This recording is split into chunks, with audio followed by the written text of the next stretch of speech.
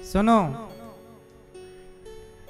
जो वेद पढ़े और भेद करे, मन में नहीं निर्मलता आए। कोई कितना भी चाहे ज्ञान कहे, कोई कितना भी चाहे ज्ञान कहे, भगवान को पाना क्या जाने।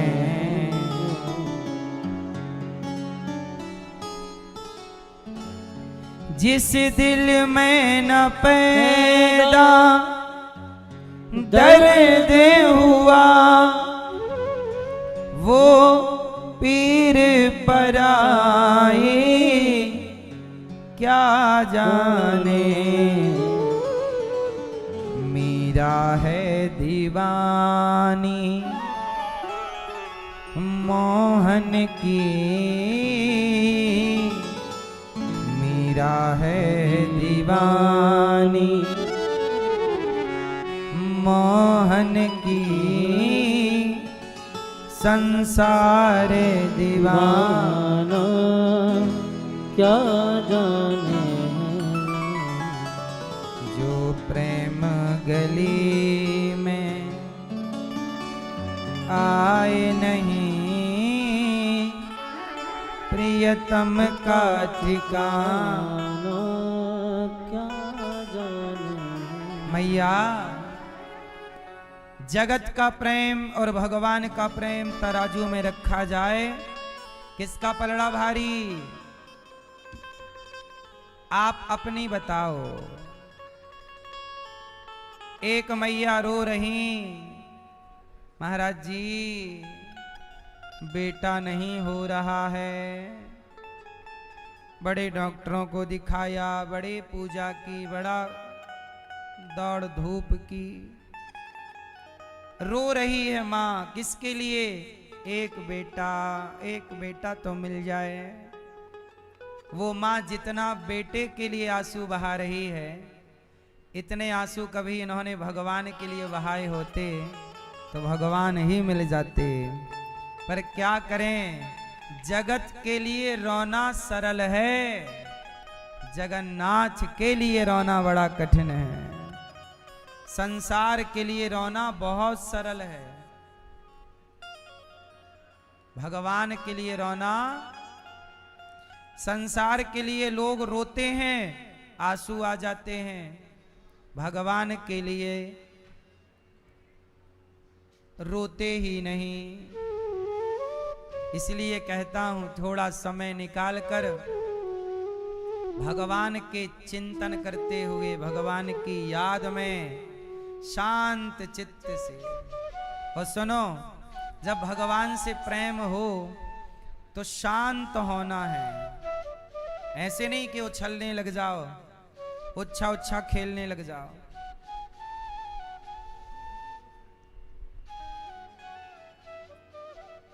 जब प्रेम प्रकट होगा तो शांत चित्त से कन्हैया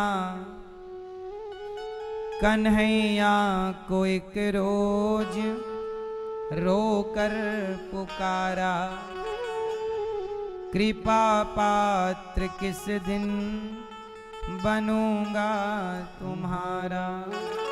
एक दिन भक्त रो रहा था और रोते हुए बोला, प्रभु कब आप कृपा करेंगे, कब आप मुझे स्वीकार करेंगे। संसार के सारे सुख मैंने पा लिए, कि आपके दर्शन के बिना प्राण जाएंगे। हे प्रभु, अब मुझे कुछ ना चाहिए। जब भक्त ये कह दे कि अब कुछ ना चाहिए, अब प्रभु आप चाहिए, उस दिन आपकी यात्रा पूरी हो जाएगी। जिस दिन आप ये कह देंगे कि प्रभु अब कुछ नहीं चाहिए, अब प्रभु चाहिए, भगवान चाहिए, उस दिन ये 84 की यात्रा आपकी यात्रा चलती रहेगी। कब तक? जब तक आप ये नहीं कह देते कि बस प्रभु अब और कुछ नहीं। नरसिंह जी की भौजाई, नरसिंह जी की भौजाई ने नरसिंह जी को कहा, नरसिंह जी ने कहा भाभी माँ वो गरम गरम रोटी दे दो हमें, हम भी गरम खा लें।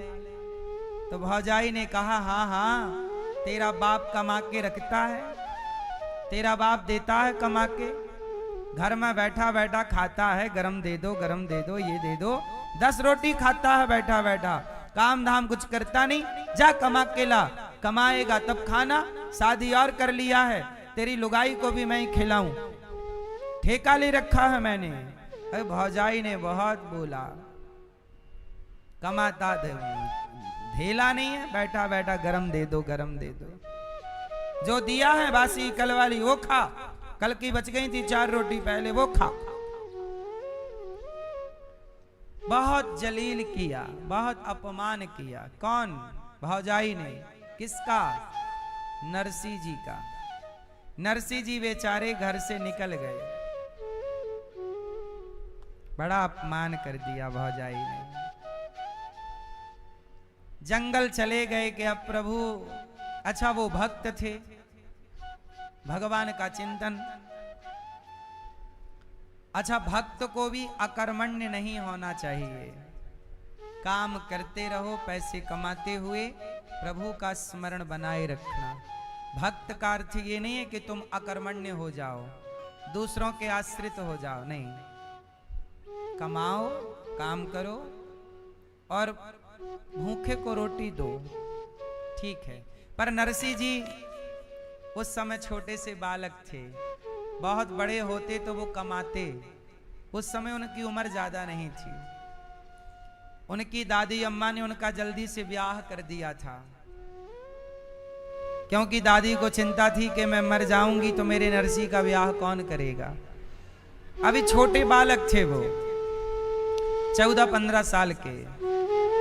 और भौजाई ने कह दिया कि कमाता तो है नहीं, चल। अब नरसिंह जी को बुरा लगा, बेचारे चले गए, जंगल गए, बोले अब नहीं लौटूंगा। जंगल गए, भूखे थे बेचारे, भौजाई ने भोजन के समय उठा दिया था, भूख लगी थी उठा दिया, चल। बेचारे भूखे घर से निकल गए, एक जंगल में गए तो भूख से लड़खड़ा करके एक शिवजी का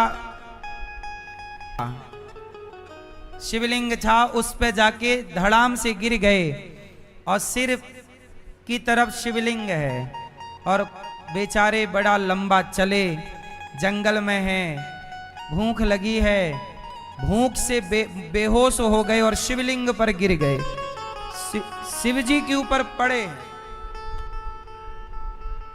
संयोग से वहां शिव और माता पार्वती, शंकर और पार्वती जा रहे थे, शिव पार्वती। तो पार्वती जी की नजर पड़ी, भोलेनाथ देखो आपके शिवलिंग से लिपटा हुआ कोई भक्त पड़ा है, लगता है कुछ चाहता है, जाओ दर्शन दे दो, क्या चाहता है मांग लो, पूछ लो। शंकर जी आए और शिवलिंग से भगवान शंकर प्रकट हो गए। 7 दिन हो गए थे, नरसिंह जी 7 दिन तक पड़े थे, उन्हें होश नहीं आया। आप ये कह सकते हैं कि वो कोमा में चले गए थे, ऐसे गिरे, लग गई होगी गहरी चोट, कहीं पड़े थे बस। पर आज शिवजी की कृपा हुई और शिवजी ने कृपा की, और कृपा की तो वो सांसें आ गईं और वो बाहर आ गए उस बीमारी से और उस संकट से, उठकर बैठ गए। और जब नरसिंह जी बैठे तो सामने साक्षात भगवान शंकर हाथ जोड़कर नरसिंह जी खड़े हो गए। भोलेनाथ बार बार चरणों में गिर रहे हैं, प्रभु बड़ी कृपा की। शंकर जी ने कहा क्या नाम है तुम्हारा? भोलेनाथ मेरा नाम नरसिंह है। बेटा तुम मेरे शिवलिंग से लिपटे थे, बोलो पुत्र क्या चाहिए? तो नरसिंह जी ने क्या कहा जरा सुनिएगा। नरसिंह जी ने वहां कहा भोलेनाथ मुकु और कछु ना चाहिए।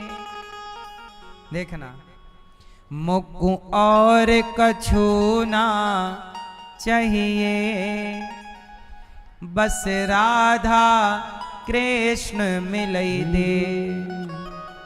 नरसिंह जी भगवान कृष्ण के भक्त थे और मिल कौन गए? शंकर जी। देखो, ये है अपने इष्ट के लिए अनन्यता कि मैं कृष्ण का उपासक हूं, और यदि मुझे कहीं शंकर जी रास्ते में मिल भी जाएं तो मैं शिव से यही कहूं कि भोलेनाथ, आप मुझे मेरे प्रभु से मिला दीजिए, आप मुझे मेरे नाथ से मिला दीजिए। मुकु और कछु ना चाहिए, बस राधा कृष्ण मिलई दे। शंकर जी ने कहा, ठीक, देखो, जब तक आप ये कहते हैं कि मुझे ये चाहिए, ये चाहिए, ये चाहिए, तब तक ये 84 का चक्कर चलता रहेगा। और जिस दिन आपने ये कह दिया कि प्रभु मुकु और कछु ना चाहिए, हे प्रभु अब मुझे कुछ नहीं चाहिए, आप चाहिए। जहां जगत की चाह मिट गई और प्रभु की चाह जाग गई, वहीं से आपका मोक्ष स्टार्ट हो जाता है, वही मोक्ष है। क्योंकि जगत की इच्छाएं आपको दर दर भटकाती हैं। इसलिए कहता हूं, आप लोगों से एक सवाल कर लूं तो बताओ, आपकी अभी और क्या इच्छाएं बाकी हैं? कर लो और इच्छाएं, कमाओ पैसा, कर लो पूरी, और जब जगत की इच्छाएं पूरी हो जाएं तो भगवान की तरफ मुंह कर लेना, कह देना प्रभु अब कोई इच्छा नहीं। ये इच्छाएं कभी पूरी नहीं होती, जितना मिलता जाएगा उतनी इच्छाएं बढ़ती जाएंगी। रावण जैसों की इच्छाएं पूरी ना हुई, इसलिए इच्छाओं को समाप्त कर दीजिए और एक ही इच्छा लाइए, मुकु और कछु ना चाहिए, बस राधा कृष्ण मिलई दे। हमें कुछ नहीं चाहिए प्रभु, बस आप चाहिए। सब कुछ तो मिल गया। अच्छा, मुझे सब कुछ मिल गया, सब कुछ मिलके भी क्या मिला? मुझे पद मिला, प्रतिष्ठा मिली, पैसा मिला, संसार का सुख मिला, लेकिन ये सब कुछ पाकर भी इन सब का मैं करूंगा क्या? बोलो मेरी मां। यदि मुझे बहुत पैसा मिल जाए, मैं क्या करूंगा? क्या करोगे आप पैसे का? खाओगे तो पेट भर रोटी ही ना। आदमी ना जाने क्यों बेवजह भागता है। पैसा कमाना चाहिए मेरी माँ, गलत नहीं है, पर पैसे में पागल ना हो जाओ। पैसा जरूरतें पूरी करने के लिए होता है। कर लो अपनी जरूरतें पूरी कर लो।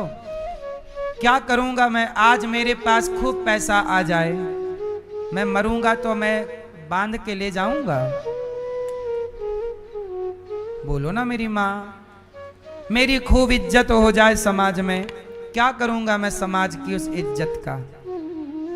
मेरी इज्जत अभी आप लोग करते हैं, क्या करूंगा मैं? ये इज्जत मेरे साथ थोड़ी जाएगी। मेरा सम्मान, मेरा अपमान, पैसा, गाड़ी, जमीन, बंगला, परिवार, सब यहीं तक के साथी हैं।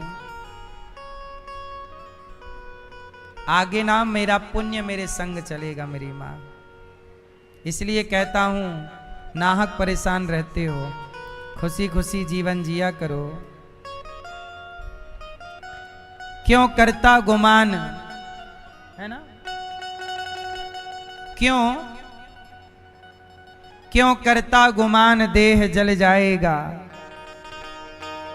वो आज जा रहा है, तू कल जाएगा। हैं?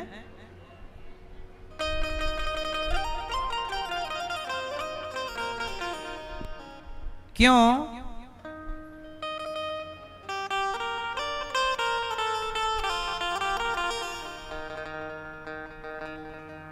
कहाँ हैं? कहाँ हैं वो लोग जो लोग कहते थे मैं ये हूं, मैं वो हूं, मैं ये हूं। कल मैं परिक्रमा लगा रहा था वृंदावन की, तो रास्ते में मुझे शमशान मिला, और जब शमशान मिला तो मैंने झांक करके देखा, नजर डाली, कोई जल रहा था। जो आज जल रहा था ना, वही कभी ये कह रहा था तू मुझे जानता नहीं। जो आज जल रहा है वही ये कह रहा था तू जानता नहीं मैं कौन हूं। मैं ये, मैं वो, मैं ऐसा, मैं वैसा।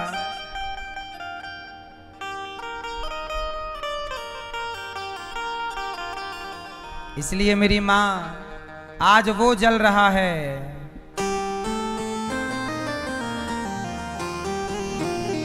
आज वो जल रहा है, कल मुझे भी जलना है।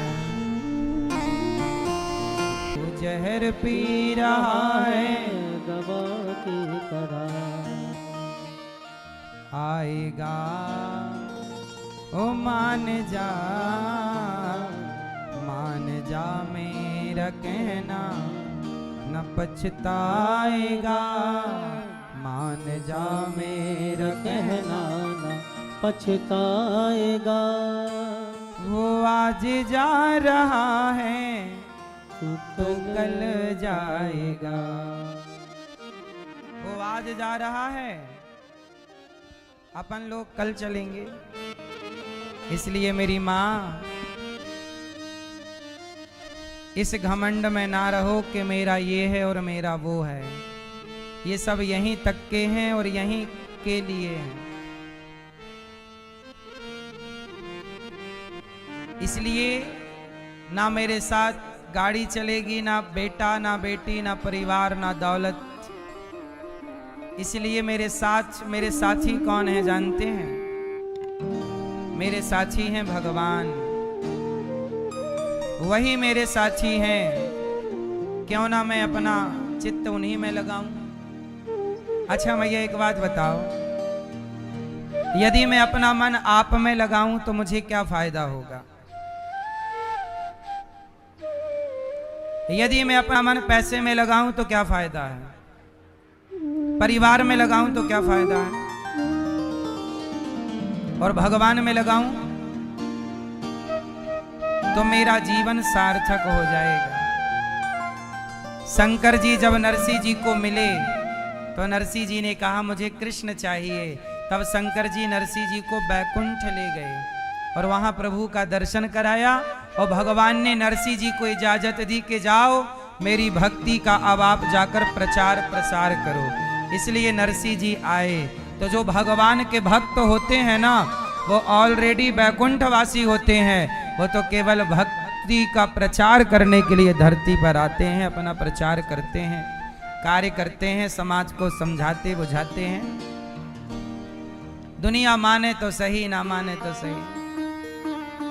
आप मान लो तो सही है, नहीं मानो तो भी लगे रहो चक्कर में। तो 84 का चक्कर कब रुकेगा? कब रुकेगा मेरी माँ? कब रुकेगा? चलो बताओ, 84 का चक्कर कब रुकेगा? 84 लाख जन्म मृत्यु का चक्कर कब रुकेगा? चलो बताओ। अभी हमने आपको बताया है इसलिए पूछ रहे हैं, क्यों कब रुकेगा मेरी माँ? बताओ कब रुकेगा मेरी माँ? नहीं बताओगे कब? जब आप ये कह दोगे कि मुझको और कछु ना चाहिए, बस राधा कृष्ण मिलई दे। जब आप ये कह देंगे कि प्रभु हमें और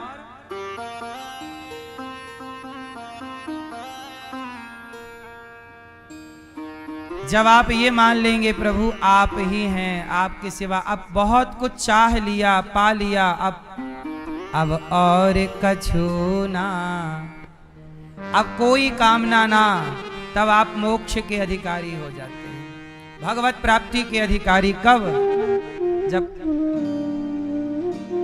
इच्छाएं मिटेंगी। तो गोपियों की क्या इच्छा है? गोपियां भी कहती हैं, उद्धव जी आए ज्ञान देने। तब गोपियों ने कहा, ऐ उद्धव हमें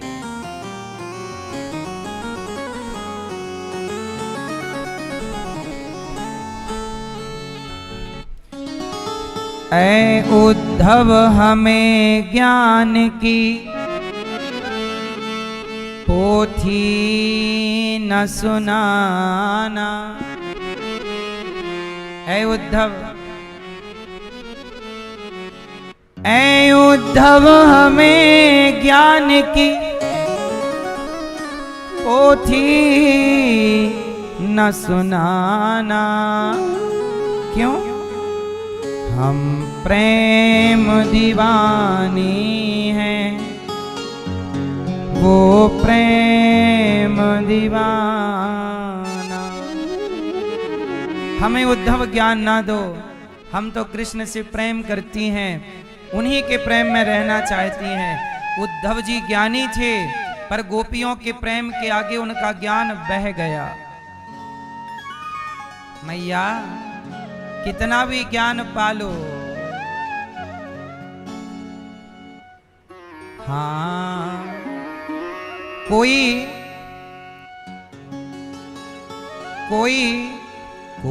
कितना भी चाहे ज्ञान कहे, भगवान को पाना क्या जाने। कोई कितना भी ज्ञानी हो, पर यदि प्रेम को नहीं समझता, भगवान ने उद्धव जैसे ज्ञानी को प्रेमी गोपियों के पास भेजा, उद्धव का ज्ञान बह गया, प्रेम का रंग चढ़ गया। इसलिए मैया अपने अंदर भी एक मैया बोली, बेटा चाहिए, हो नहीं रहा है जितना वो स्त्री बेटे के लिए रोती है। सच बताओ, सारी जिंदगी में वो इतना भगवान के लिए रोएगी? मतलब आज के व्यक्ति को जगत की जरूरत तो लगती है, पर जगन्नाथ की जरूरत ही नहीं लगती। बेटे के लिए रोती है, भगवान के लिए नहीं रोती। बेटे के लिए रो रहा है, भगवान के लिए नहीं। मतलब जगत की जरूरत है। आप भूल गए, जब 9 महीने आप मां के पेट में थे, तो आप भगवान से कह रहे थे, प्रभु बाहर करो, यहाँ बहुत कष्ट हो रहा है। ऐसे बैठे थे आप, उल्टे लटके थे। भगवान बोले, मैं तो तुझे बाहर ही करता हूं, तो फिर अपने गलत कर्म करके भीतर आ जाता है। प्रभु अब ऐसे कर्म करूंगा कि आपको पाऊंगा, आपके पास रहूंगा, मोक्ष पाऊंगा। अब ये बार बार के गर्भ में जाना, मलमूत्र के गड्ढे में पड़े रहना, ये पसंद नहीं है। अब मुझे बचाओ। भगवान बोले, तू मुझे भूल जाता है। जैसे ही जगत में आया, जगत की चमक देखी, सबसे पहले जीव भगवान को बुलाता है, मैया मैया। अब पूरा ध्यान भगवान में लगाना मेरी माँ, लगाओगी ना? कितने लोग मेरे को पक्का प्रॉमिस करेंगे कि आज से हम जगत का कम, जगत से प्रेम कम, जगत की जिम्मेदारियां पूरी करना, अच्छी माँ बन के बेटे का पालन, बेटे को संस्कार, पति की सेवा, पत्नी का ख्याल, माँ बाप की सेवा, सारे कर्तव्य करना, पर प्रेम की बात जब आए तो प्रेम जगत से करोगे कि जगन्नाथ से? हाँ, किससे प्रेम? भगवान से। जगत हमारा नहीं है। आपको क्या लगा जगत आपका है? उद्धव जी प्रेम की गली में आए, गोपियों ने कहा हम प्रेम दीवानी हैं, वो प्रेम दीवाना। यशोदा माँ से चर्चा राजवर प्रभु की हुई।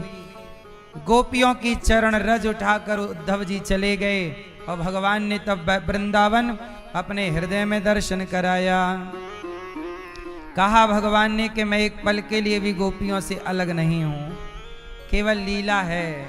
इसके बाद भगवान द्वारिका गए और उद्धव जी को लेकर, और द्वारिका में भगवान का विवाह हुआ रुक्मणी जी से। दूसरा विवाह भगवान का जाम्बवंत की बेटी जाम्बवती से, तीसरा सत्यभामा जी से, चौथा यमुना जी से, पांचवा मित्रविंदा से, छठवां सत्या से, सातवां भद्रा से, आठवां लक्ष्मणा से। ये भगवान की मुख्य अष्टपट रानियां हैं। एक भौमासुर नाम का एक दुष्ट था, 16,100 कन्याओं को बंदी बना लिया और सबसे ब्याह करना चाहता था। सबसे क्या करना चाहता है? इतने ब्याह करना चाहता है। भगवान से कन्याओं ने कहा प्रभु रक्षा करिए।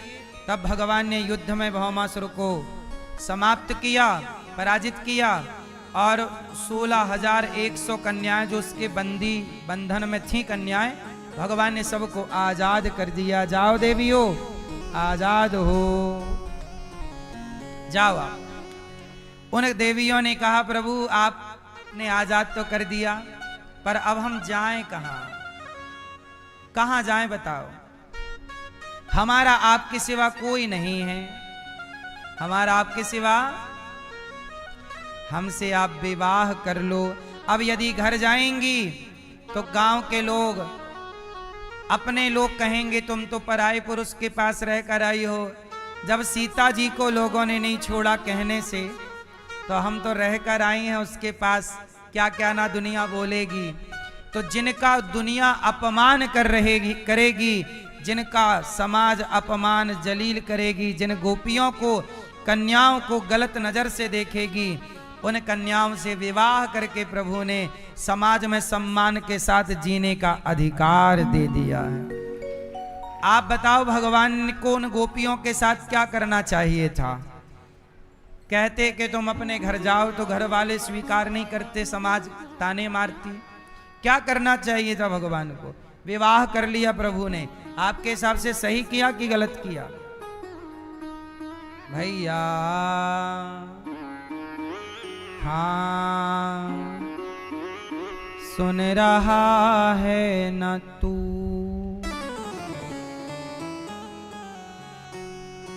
या खिलौने से खेल रहा है तू? भगवान ने सही किया विवाह करके, गलत किया? किस भगवान ने कितने ब्याह किए हैं? टोटल विवाह हो गए 16,108। इतने विवाह हैं, फिर भी भगवान हैप्पी हैं, खुश। आप लोग खुश नहीं दिखते हमें। थोड़ा हंसा करो, मुस्कुराया करो, जिंदगी को बिंदास जी लो। हंसते हंसते कट जाए रस्ते, जिंदगी यूं ही चलती रहे। इसलिए मेरी माँ हंसते हंसते हर यात्रा, हर जिंदगी की, हर, मैंने पहले बताया ना, परिस्थिति कैसी भी हो, वो परिस्थिति किसके द्वारा बनाई गई है? भगवान के द्वारा। आपको केवल उसका आप केवल एक अभिनय कर रहे हैं। जैसे कोई भी पिक्चर बनती है, मूवी, तो मूवी में क्या क्या रोल करना पड़ेगा, क्या क्या सीन आएगा, ये तो पिक्चर जो कहानी लिखता है वो निर्णय लेता है ना। पिक्चर में सबसे पहले क्या कहानी लिखी जाती है, फिर उस कहानी को हीरो हीरोइन के द्वारा फिल्माया जाता है। बोलो हाँ। ऐसे आपके जीवन की कहानी ऑलरेडी पिक्चर लिखी जा चुकी है। कहाँ आपको हंसना है, कहाँ आपको रोना है, सब फिक्स है। इसलिए आप केवल अपना, आप भी एक जिंदगी की पिक्चर में अभिनय कर रहे हैं। कभी हंसने का, पिक्चर में नहीं, हीरो कई बार रोता है, वो रियल थोड़ी रोता है। पिक्चर में कई बार हीरो मर जाता है, तो वो रियल थोड़ी मरता है। बोलो हाँ। ऐसे आपकी भी ये जिंदगी 25, 50, 100 साल की एक पिक्चर है। इसमें हंसना भी है, रोने का रोल भी है। आप लोग, ये मैया लोग, आप लोगों ने दुल्हन का भी रोल किया। दुल्हन बन के गई, मैं तुम्हारी दुल्हन। आपका पति आपके पति का अभिनय कर रहा है, कभी मारने का अभिनय करता है, कभी डांटने का, कभी आप उसकी छाती पे चढ़ने का अभिनय करती हो।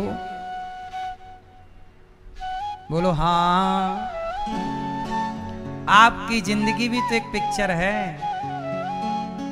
पिक्चर में जो कुछ होता है वो आपकी जिंदगी में भी तो होता है। ये जिंदगी, हमारी कहानी, अनिरुद्धाचार्य की कहानी तो मेरे प्रभु ने लिख चुकी थी। मैं तो केवल अभिनय कर रहा हूं ईश्वर की तरफ से। प्रभु ने मेरी कहानी लिखी कि तू जाएगा, जन्म लेगा, उसके बाद होश संभालेगा तो भीख मांगेगा। मैंने वो अभिनय किया। फिर भगवान ने कहा तू पढ़ने वृंदावन जाएगा, मैंने वो किया। फिर भगवान ने कहा तू माताओं की सेवा करेगा, ये अभिनय।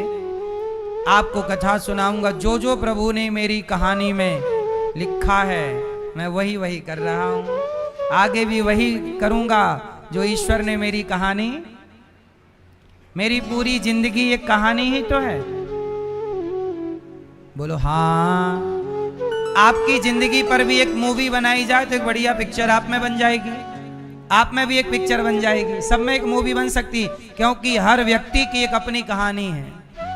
बोलो हाँ। तो आपकी कहानी कोई लिख रहा है, उस कहानी के हीरो आप हैं, हीरोइन आप हैं। बस अपना किरदार, अपना अभिनय करते रहिए। याद रखिए कि मेरी कहानी प्रभु आपने लिखी है। जो आपको मंजूर वो मुझे मंजूर।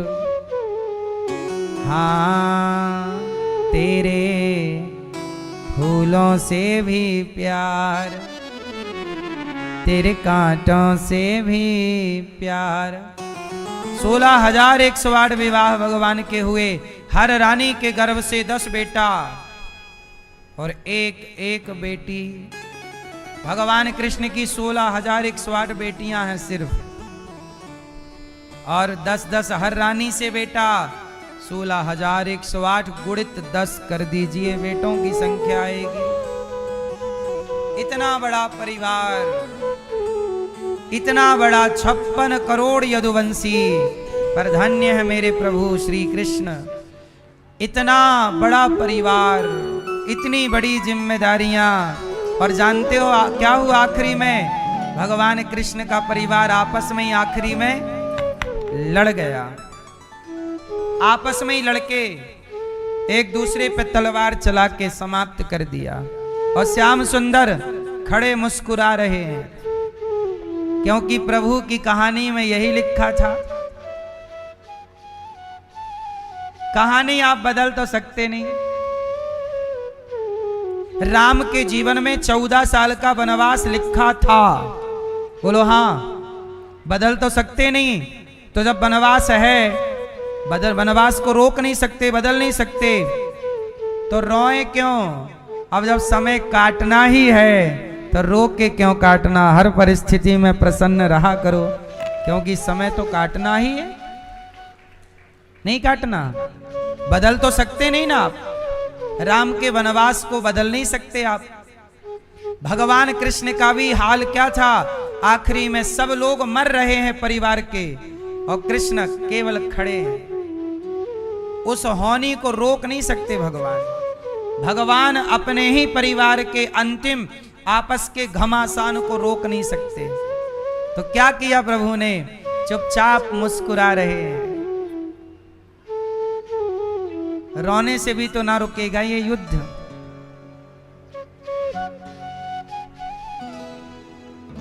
इसलिए कहता हूं, परिस्थितियां कैसी भी हों, मुस्कुराया करिए, खुश रहा करिए, क्योंकि आपके रोने और दुखी रहने से भी तो बात बन ना जाएगी।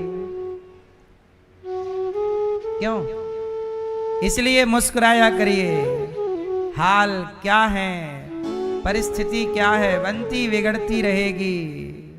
मुस्कुरा के जिसे गम का जहर पीना आ गया, ये हकीकत है मेरी माँ, उसको इस जहां में जीना आ गया।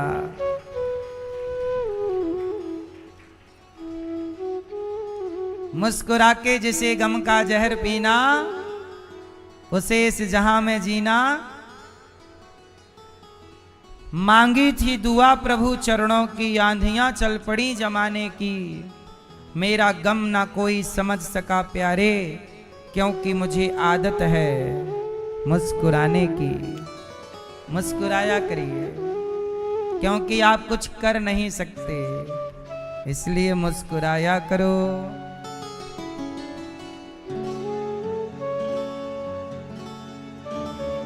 भगवान ने 16,108 विवाह, इतनी पत्नी, इतना बड़ा परिवार। आखिरी समय भगवान को भी कितना कुछ देखना पड़ा, अपने ही परिवार का अंत देखना पड़ा। भगवान के हजारों पुत्र हैं, पर उन हजारों में आखिरी में बचा एक। राम जी के गुरु का नाम बताइयो जरा, क्या है? क्या नाम है? राम जी के गुरु जी का नाम है वशिष्ठ। वशिष्ठ जी के 100 बेटे थे। कितने? जोर से, जोर से। और वशिष्ठ जी के 100 के 100 बेटे मारे गए। किनके? राम के गुरु के 100 पुत्र समाप्त हो गए। कई बार आप परेशान हो जाते हैं, उदास हो जाते हैं, ये ऐसा क्यों हो गया, ऐसा नहीं होना चाहिए। घटनाएं, वशिष्ठ जी इतने बड़े ज्ञाता, इतने बड़े विद्वान, राम के गुरु, उनके जीवन में कष्ट आया है, तो हमें और आपके जीवन में कष्ट नहीं आएगा? इसलिए जीवन में कष्ट तो आएगा, तकलीफें आएंगी, पर भगवान ने हमें क्या सिखाया है? जो होना है वो होएगा। आप मुस्कुराया करिए, प्रसन्न रहिए। एक बार जिंदगी मिली है, जी लो। भगवान ने रुक्मणी जी से कहा कि प्रेम की बातें हैं। फिर अनिरुद्ध के विवाह की कथा है। अनिरुद्ध का विवाह उषा के साथ, बाणासुर पर कृपा हुई। राजा नृग भगवान के गौदान करते थे, जिसके कारण आखिरी समय राजा नृग को भगवान के दर्शन हुए। इसलिए आपसे कहता हूं जीवन में गौदान अवश्य करिएगा। पाप तो कर ही चुके हैं हम, अब थोड़ा सा पुण्य कर लें। गौदान, अन्नदान, शिक्षा का दान, सब दान है। इसलिए कहता हूं गौरी गोपाल गौशाला में गौदान आप कर सकते हैं। आज हमारी मैया जी ने किया गौदान। गाय को चारा, चारे का दान, तुला दान कर सकते हैं आप। करते रहिएगा। यही मरने से पहले आप 3 काम करिएगा। गौदान करके ही मरिएगा। अन्नदान, मरने के बाद 13 ब्राह्मणों को खिलाया जाएगा। अन्नदान ही तो होता है। जीते जी 13 को क्यों, सैकड़ों संतों को गौरी गोपाल में हजारों संत आते हैं। जीते जी खिला दो, मरने के बाद तो 13 लोग खाएंगे ही। तो मरने से पहले गौदान, अन्नदान। गौरी गोपाल आश्रम में हजारों संत पर डे भोजन करते हैं। कल का अन्न क्षेत्र आप भी अपनी ओर से बंटवा सकते हैं। संतों के भोजन की सेवा आप कर सकते हैं। और मरने से पहले तीसरा काम, भागवत सुन लीजिएगा। अभी 1 तारीख से यहां भागवत जी के पोथी पाठ होंगे। आप भी अपने माता को, पिता को ले आओ, भागवत सुनवाओ। प्रेम से भागवत जी की कथा 7 दिन के ही पाठ सुनो। और आप जीते जी भागवत सुनेंगे तो व्यक्ति कैसा भी पापी हो, जैसे अंधकार कितना भी घना हो, परंतु दीपक, एक दीपक जल जाए तो वो अंधकार को चीर देता है, मिटा देता है। ऐसे पाप कितना भी घना हो, पर भागवत जी का दीपक जलाओगे पोथी पाठ का, तो निश्चित वो आपके पाप को समाप्त कर देगा। ये पुण्य।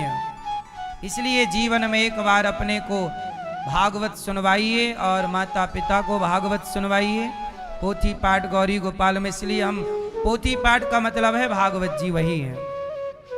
भागवत जी में 18,000 श्लोक हैं, तो वो सारे श्लोक संस्कृत से आपके संकल्प से पाठ किए जाते हैं। पूरा अनुष्ठान कहते हैं वो। एक प्रकार का आपके लिए क्या है, एक अनुष्ठान। भागवत जी का अनुष्ठान आप कराइए, जिससे आपके घर की सुख शांति भी बढ़ेगी, पितृदोष भी समाप्त होगा, और आपका मनुष्य जन्म हुआ है वो कर्तव्य है भागवत सुनना, वो भी पूरा होगा। भगवान ने राजा नृग पर कृपा की। पौंड्रक और काशीराज पर कृपा की।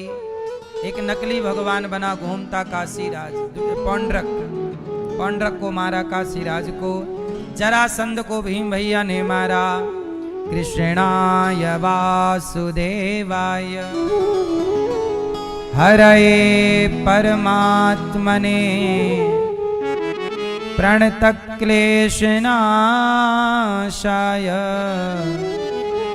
गोविंदाय नमो नमः। भगवान ने जरासंध पर कृपा की। शिशुपाल भगवान को 100 गालियां रोज देता। भगवान ने शिशुपाल पर कृपा की। कितनी गालियां रोज देता शिशुपाल? 100 गालियां रोज। कितनी दयालुता है ना भगवान के अंदर। गाली देने वाले को भी माफ किया। 100 गालियां रोज की माफ। एक दिन 101 भी दी तो भगवान ने सर काट दिया। भगवान ने 100 गाली सुनने के बाद सर काटा। पहली गाली पर भी काट सकते थे, नहीं काटा। क्यों?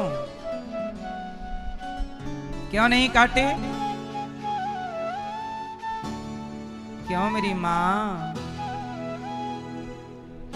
क्योंकि भगवान आपको और हमें ये कहना चाहते हैं कि तुम भी कुछ सहना सीखो और सहनशील बनो। क्या बनना है भैया?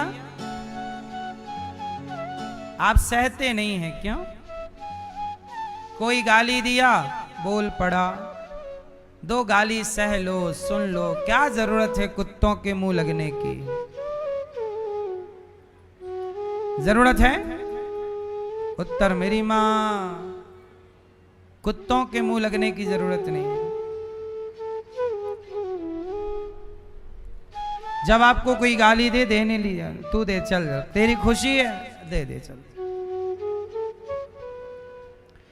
ये दास अनिरुद्ध कहां किसी को जवाब देता? कितने लोग हमें कुछ कुछ बोलते रहते हैं, कहां कुत्तों के मुंह लगे हैं? आप लोग लग जाते हैं मुंह। और याद रखना, कुत्तों के मुंह कौन लगता है? कुत्ते। आप काहे अपना कद छोटा कर रहे हो? कुत्तों के मुंह नहीं। कोई कुछ कह दे, तू कहता रहे, हमें क्या करना। सहनशील, सहता रहे, सहता रहे, सहता रहे, हर कष्ट को, हर पीड़ा को। जो मेरे भाग्य का दुख है वो मुझे भोगना ही है। बोलो हाँ।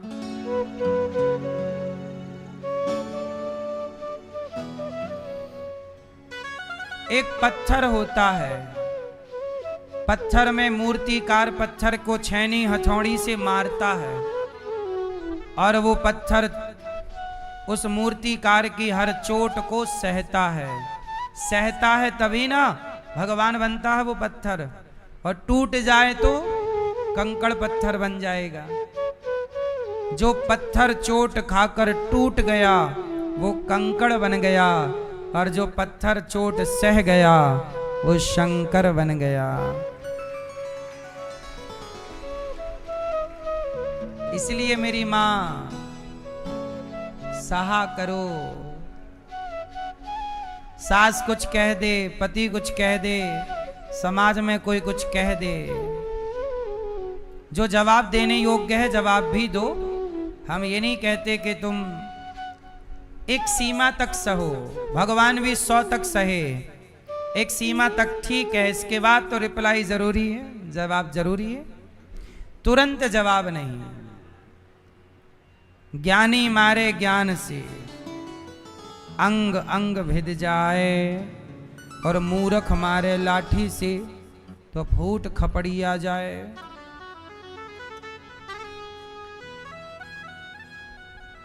भगवान ने शिशुपाल का उद्धार किया और धर्मराज युधिष्ठिर के यज्ञ में गए, यज्ञ पूरा कराया। एक धर्मराज जी का यज्ञ